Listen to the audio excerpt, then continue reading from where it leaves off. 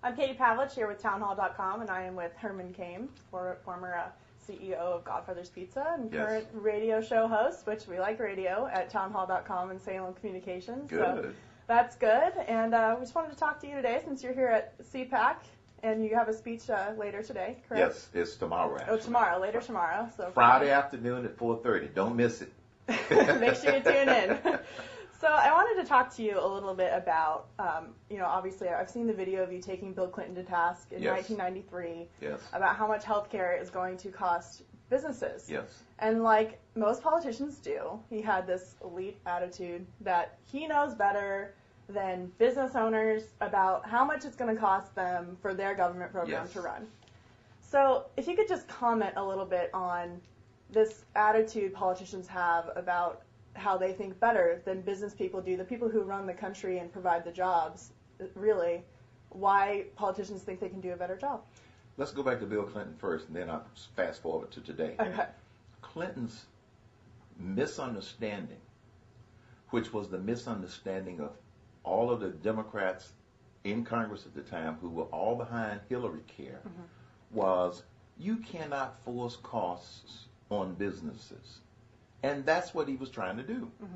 If you force businesses to absorb a cost, they are going to have to pass it on to their customer. That's economics 1, not 101, 1. And so for him to flippantly say, well, I'll pay another 25 cents on your pizza, I'll still buy it. Well, he got a big laugh from the audience in Kansas City. Right. But the audience in Omaha, Nebraska, where I was via satellite, they weren't laughing because they were business people. The other flaw in his thinking was, if all of your competitors have to do the same thing and absorb the cost, since everybody's going to have to do it, then that makes it okay. No, it does not. The free market system doesn't work that way, where just because the government forces something on all competitors that it is good, because if the government forces a cost onto all of the competitors for any market segment, they ultimately will have to pass it on to the consumer. That's not the way it's supposed to work. Now, fast forward to today. This administration and President Obama have made exactly the same mistake, plus establishing a huge new bureaucracy within the bill in order to try to implement it. Plus not understanding some of the unintended consequences of this horrible health care reform bill that they passed. That wasn't a slip of the tongue. Health care reform. Because if it's reforming, it's supposed to make it better. Health care reform. Not understanding some of the unintended consequences. Vis-a-vis, 700 companies have asked for special exemptions. Why? Because it's horrible legislation. So there are even more and more unintended consequences built into this legislation, which makes it even worse than Hillary Care from 1994. Right. So people say you don't have a whole lot of political experience. Yes. I have a different opinion of that because as a business person, you deal with politics all day long. Yes. You have to deal with government regulations Yes. in every single move you make. Yes. You want to paint your front door, you have to get a permit for it. Yes. So what would you say to people who say he doesn't have a lot of political experience, why is he launching a presidential exploratory campaign? I say that is a very astute observation. I said, and most of the people in Washington, D.C., they have held public office before. How's that working for you? I think you would say it's not working too well. Right. Here's what I bring to the party versus a politician or someone who's been in public office for a long time. Problem solving. That's what business people do. They solve problems every day to keep their business running and to keep their business growing. Problem solving starts with identify the right problem. Secondly, set the right priorities relative to the problems that you need to solve. Thirdly, surround yourself with the right people in order to develop the right plans to execute to solve the problem. Example, the economy. President Obama has promised to stimulate the economy, create jobs for the last 2 years. What has happened? Nothing. Why? He wasn't working on the right problem. The right problem isn't to spend trillions of dollars to make government bigger. The right problem would be to figure out how do you get direct stimulus into the economy. The way you do that is, instead of spending almost $1 trillion on government programs and government ideals, why not do a full payroll tax holiday for employees and employers for a year? I know the answer to that. Yes. Because people will say, I don't want you to take that back out, and they'll see how much the government's actually taking from them, correct? Exactly. Yep. They don't want people to see how much money is being sucked out of their paychecks. But that's how you put money directly into the economy. Now, here's one thing that they didn't bother to tell you about when they put this little 2 percentage point bone on the table. If you allow a 1 year tax holiday on payroll tax for the employee and the employer, the amount of money would be almost the same as they wasted on the stimulus bill. And you wouldn't have 9% plus unemployment. You wouldn't have 15 million people out of work. So they fundamentally were not working on the right problem in order to try and stimulate the economy. Do you think that maybe they weren't necessarily not working on the right problem, they just don't see that as a problem? You know, I think that's I think that's 50% of their downfall. Right. One statistic that I have seen, and other people have seen, is that if you look at the Obama administration, only 7% of the people that he appointed, that he has surrounded himself with, have ever had private sector experience. 7%.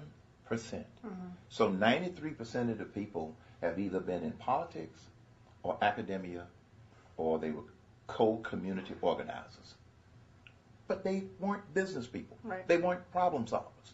So they came up with theoretical, academic approaches to stimulating the greatest, biggest economy in the world, rather than having some real-world experience there saying, no, let's do it this way. Now, they will come back and say, but we did have some ex-business people like Paul Volcker, former chairman of the Federal Reserve. Right. No, that's the Federal Reserve. That's a little different than you have got to get pizzas out of the door every day, or you have got to sell widgets every day, or you've got to open up a hotel and service your customers every day. There's a little difference in terms of that. So even if Paul Volcker did represent a problem-solving mind, he was outnumbered. And so you got to surround yourself with more people like that. In terms of the Obama administration, the other day he did speak to the Chamber of Commerce. Yes. Almost seemed resentful that he had to walk across the street and be what he called neighborly. Yeah. Do you see that relationship improving at all, or do you think that Barack Obama is just entertaining the thought of, on camera, of taking ideas from the Chamber of Commerce and small business people in the private sector so he can say he took their ideas and then kind of brush them under the rug as not good enough and that his are better? With all due respect, it was just another photo op. Just like it was a photo op when he supposedly sat down with the Republicans to talk about their ideas for health care reform. Right. It was another photo op. The Democrats and the president didn't incorporate any of the Republican suggestions because they didn't have to. They had their majority in the House and the Senate and a Democrat in the White House. It was a photo op. Right. The comments he made to the chamber was just another photo op for the following reason. Number one, to ask businessmen to spend money to help create jobs in a stalled economy is beyond naive. Secondly, to try and challenge businessmen in the spirit of a John F. Kennedy to ask what you can do for your country. Right. There's something terribly wrong with that.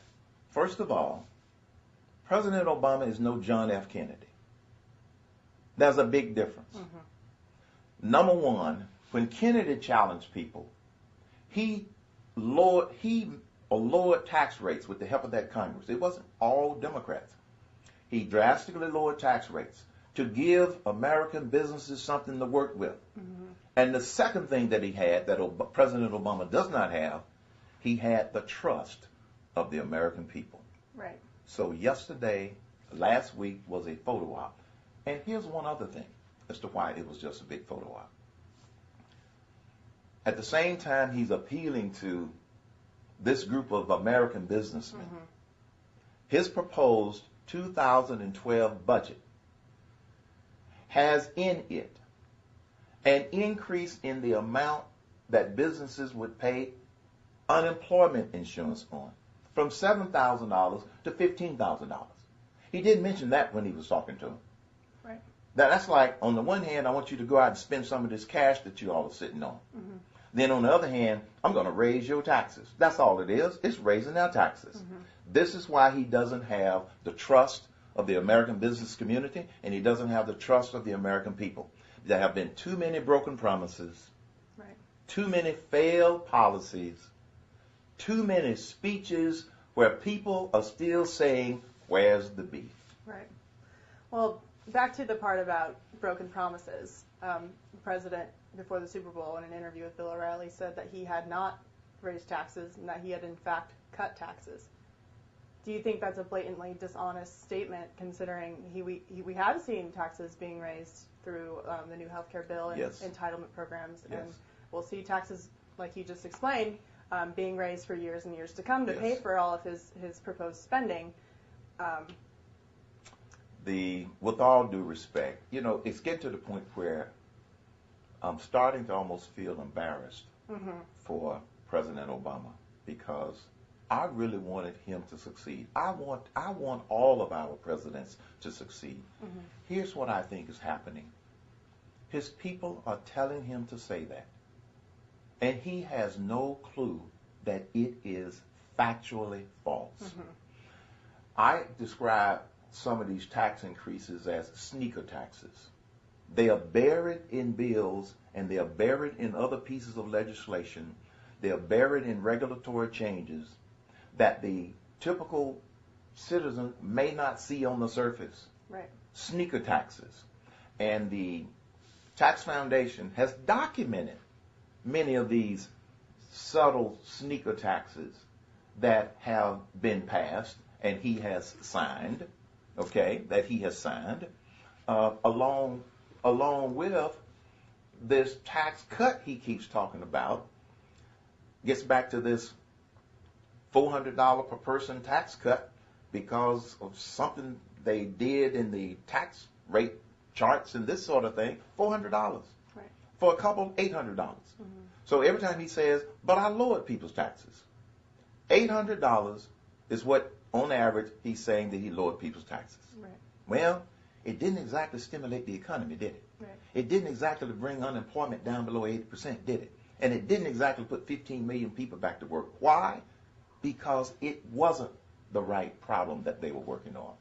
Unfortunately, President Obama did not surround himself with people who are giving him good policy.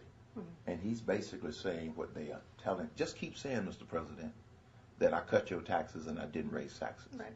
Factually, that doesn't hold up. So last and final question. Yes.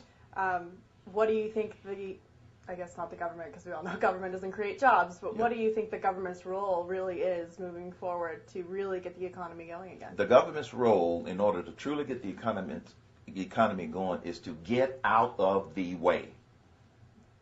That's the biggest thing that the government can do. All of the policies within the last 2 years, all of the regulatory changes in the last 2 years have put government in the way of a booming economy rather than getting government out of the way. I am a firm believer in limited government.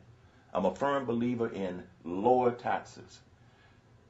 As I mentioned, we are the only nation of the developed countries that has not lowered its top corporate tax rate in 20 years. The only country. Mm-hmm. And we wonder why jobs are flying to other countries, because they've made their situation much more business friendly. So the answer is, the best thing the government can do to truly stimulate the economy? Lower taxes and get out of the way. Very good. Simple enough.